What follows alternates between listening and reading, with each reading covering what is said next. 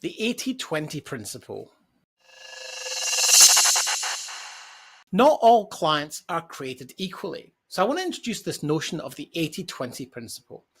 Wilfredo Pareto in the late 1800s was an economist who coined this phrase, the 80-20 principle. And what you'll discover is that 80% of your revenue will come from 20% of your clients.